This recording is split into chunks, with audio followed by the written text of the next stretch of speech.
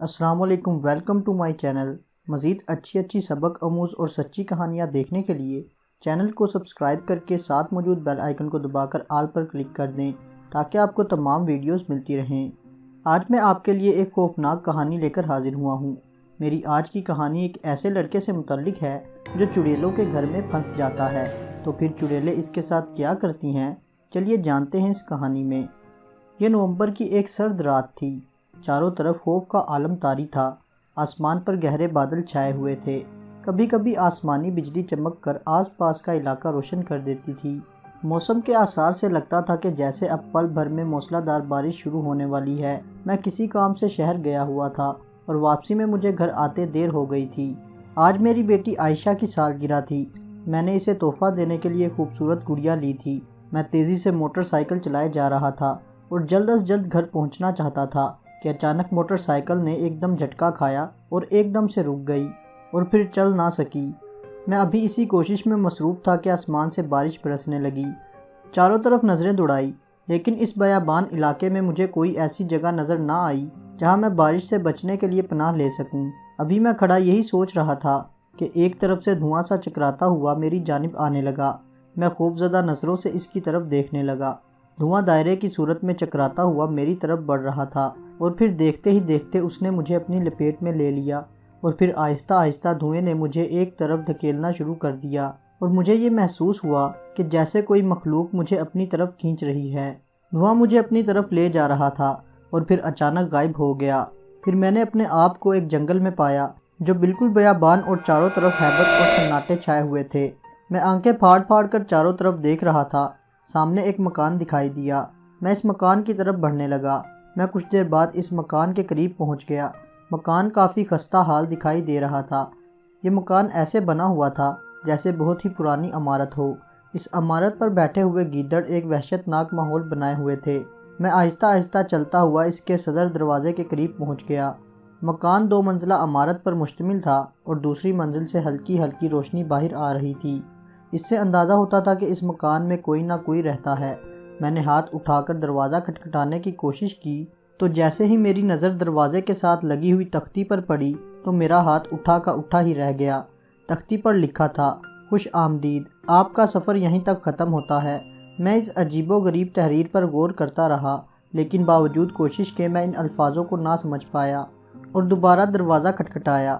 تھوڑی دیر انتظار کرنے کے بعد جیسے ہی میں نے دوبارہ ہاتھ اٹھایا، دروازے کی دوسری طرف سے کسی کے چلنے کی آواز آئی اور پھر آہستہ آہستہ دروازہ ایک آواز کے ساتھ کھلنے لگا۔ میں دروازے کی طرف دیکھنے لگا اور پھر دروازے کی دوسری جانب ایک عورت نے باہر کی طرف جھانکا۔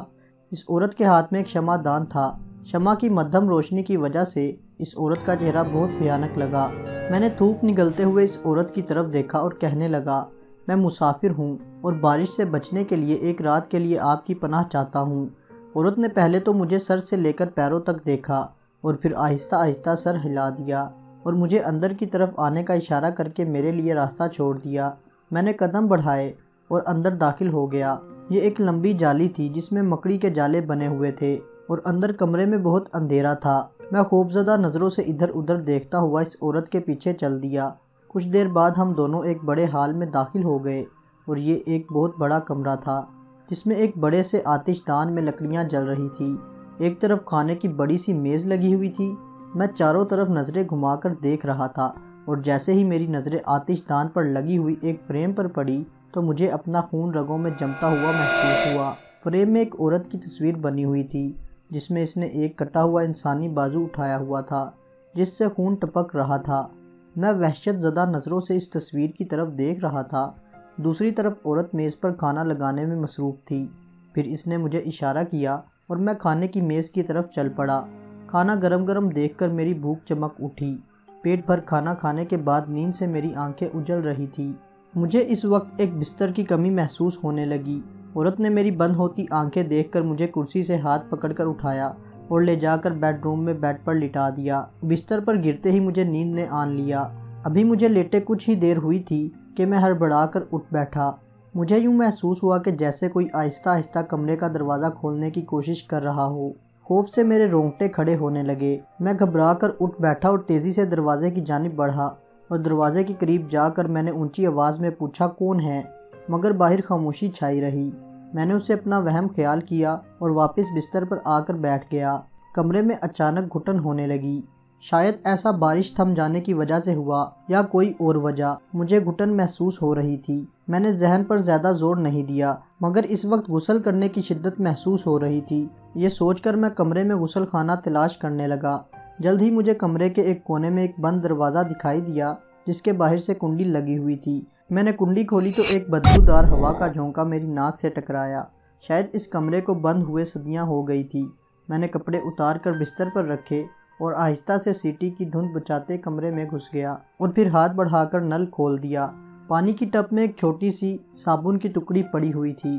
اسے میں نے اپنے چہرے اور جسم پر ملنا شروع کر دیا۔ ابھی اسے آدھے جسم پر ملا تھا کہ مجھے ایک عجیب سی گھبراہٹ محسوس ہونے لگی۔ میں نے پانی ہاتھ میں لے کر سونگھا تو مجھے پانی میں سے ایک عجیب سی بدبو محسوس ہوئی۔ پہلے تو سوچا شاید کافی عرصے سے بند ہونے کی وجہ سے بدبو آ رہی ہے، مگر جب میں شمع کی روشنی میں آ کر دیکھا تو دہشت سے میری چیخ نکل گئی۔ مجھے اپنا سر گھومتا ہوا محسوس ہوا۔ میرا تمام جسم انسانی خون میں نہایا ہوا تھا۔ جسے میں پانی سمجھ رہا تھا وہ انسانی خون تھا۔ نہ جانے کون بدنصیب اس چڑیل کا شکار بنا تھا۔ میں نے بستر کی چادر سے اپنے جسم پر لگا خون صاف کیا اور کپڑے پہن کر یہاں سے بھاگنے کی کوشش کرنے لگا۔ ابھی میں یہی سوچ رہا تھا کہ دروازے کی جانب سے ایک آہٹ سی محسوس ہوئی اور دروازے کا تالا آہستہ آہستہ گھومنے لگا۔ میں لپک کر اس کی طرف بڑھا، چلا کر کہنے لگا، کون ہے؟ دفع ہو جاؤ یہاں سے۔ مگر دوسری طرف پھر خاموشی چھا گئی۔ میں نے کمرے میں رکھی ہوئی چیزوں کو اٹھا کر دروازے کے ساتھ رکھ دیا اور اس طرح میں نے دروازے کی طرف سے خود کو محفوظ کر لیا اور ہانپتا ہوا دوبارہ بستر پر بیٹھ گیا۔ ابھی میں پوری طرح ٹھیک بھی نہ ہو پایا تھا کہ کمرے کی شمالی دیوار سے ٹک ٹک کی آوازیں سنائی دینا شروع ہو گئی۔ یوں لگ رہا تھا جیسے کوئی وزنی چیز سے دیوار میں سوراخ کر رہا ہے۔ میں سانس روک کر اس کی جانب دیکھنے لگا۔ میرے دیکھتے ہی دیکھتے دیوار سے ایک اینٹ نکل کر کمرے میں آ گری اور اس میں چھوٹا سا سوراخ بن گیا۔ دوسری جانب سے شمع دکھائی دی اور وہی عورت نظر آئی جس نے مجھے پناہ دی تھی۔ اس کا چہرہ نظر آیا، اس کے پیچھے ایک اور سایہ نظر آیا، مگر اندھیرے کی وجہ سے صحیح دکھائی نہ دے رہا تھا۔ میں نے اپنے بچاؤ کے لیے نظریں دوڑائی، مگر بچاؤ کی کوئی صورت نظر نہیں آ رہی تھی۔ میں جلدی سے غسل خانے میں داخل ہو گیا اور پھر وہی عورت بھی غسل خانے میں داخل ہو گئی۔ اس کی نظر جیسے ہی مجھ پر پڑی تو وہ کلہاڑی لہراتی ہوئی میری جانب بڑھی اور کہنے لگی، نیچے آؤ، تمہیں اس جگہ رہنے کی قیمت ادا کرنی ہوگی۔ اس کے خوفناک دانت دیکھ کر میرا خون خشک ہو رہا تھا۔ میں نے روشن دان سے باہر دیکھنے کی کوشش کی، مگر گھپ اندھیرا چھایا ہوا تھا۔ ادھر وہ چڑیل مجھے پکڑنے کے لیے اوپر چڑھ رہی تھی۔ میں نے آخری بار اس کی طرف دیکھا اور دل ہی دل میں ایک فیصلہ کرتے ہوئے خدا کا نام لے کر دوسری جانب چھلانگ لگا دی۔ مجھے یہ محسوس ہوا جیسے میں ایک تاریک کنویں میں گرتا جا رہا ہوں، اور پھر گرتے ہی میں نے اپنے چاروں طرف آنکھیں پھاڑ پھاڑ کر دیکھا تو میں نے اپنے آپ کو ایک گٹر نالے میں پایا۔ پھر جیسے ہی میں ایک موڑ پر مڑا تو مجھے ایک ٹھوکر لگی۔ میں نے جھک کر اس چیز کو اٹھانے کی کوشش کی تو خوف سے میری چیخ نکل گئی۔ میرے ہاتھ میں ایک انسانی کھوپڑی تھی۔ میں نے جلدی سے اسے پانی میں پھینک دیا۔ میرے کپڑے گٹر کے گندے پانی سے بھیگے ہوئے تھے، مگر مجھے اپنے زندہ سلامت بچنے کی بہت خوشی تھی۔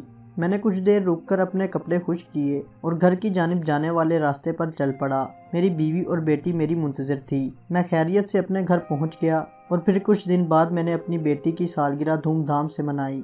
دوستو، امید ہے کہ آپ کو ہماری یہ کہانیاں اچھی لگتی ہوں گی۔ مزید اچھی ویڈیوز کے لیے چینل کو سبسکرائب کر کے بیل آئیکن کو دبا دیں۔ ملتے ہیں کسی نئی ویڈیو میں۔ اللہ حافظ۔